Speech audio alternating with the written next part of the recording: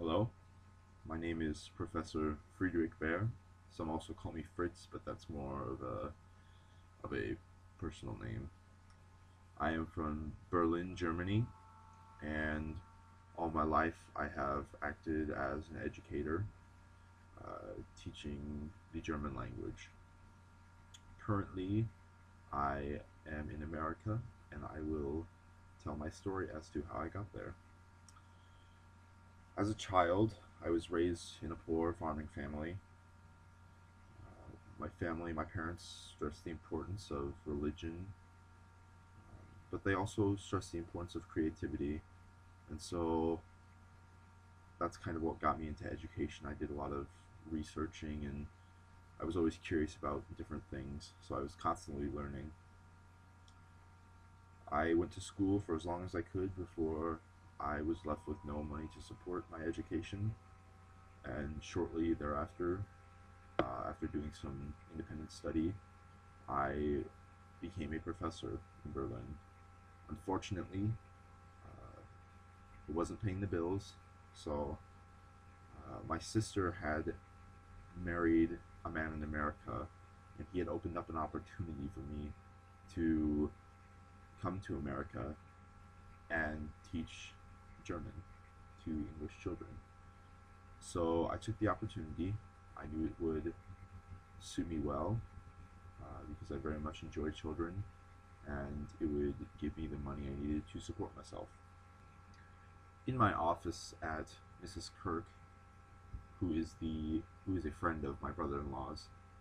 My office was not too tidy, but I suppose it was my fault more than anyone else's. I'm not the most organized man, but I really did get to enjoy the children there, as I said before, especially Tina, whom I absolutely adored. The kids there had a desire to learn, and it really, truly made me very happy. And now, to this day, I do pretty much the same thing. But let me tell you about what happened before that. I when I was in New York at Mrs. Kirk's house, a young lady by the name of Jo March came to work for Mrs. Kirk as well. I will say I kind of fell in love with her right away. There was no doubt about it. She was a very strong-minded woman, very independent, and just all of her overall qualities were very attractive.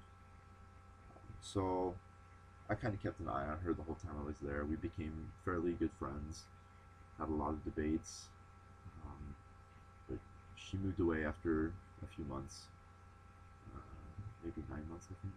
I think 9 months, yeah. And she moved away back to her home.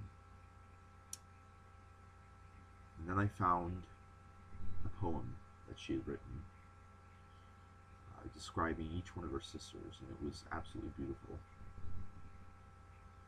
And it made me want to go back and see her, and I knew I had to find her, and that maybe she had a spot in her heart for me.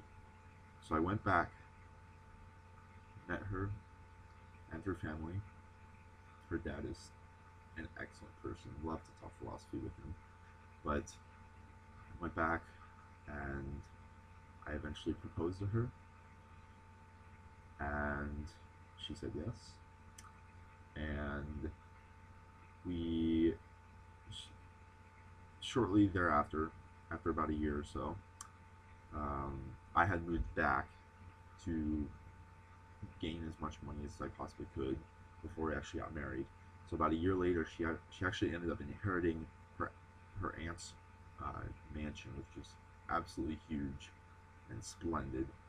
So we ended up taking the house, not selling it, and moving into our own place. But we took it and we turned it into a school for underprivileged boys. And to this day, we still do exactly that. I teach, and she does all the housework and mom sort of jobs for the boys, and I just teach them all day. And we absolutely love it. We have two kids, Rob and Teddy, as well as my two nephews, who I brought with me to America, and now they live here. So life is pretty wonderful, and I don't know where I would be if I hadn't met Joe.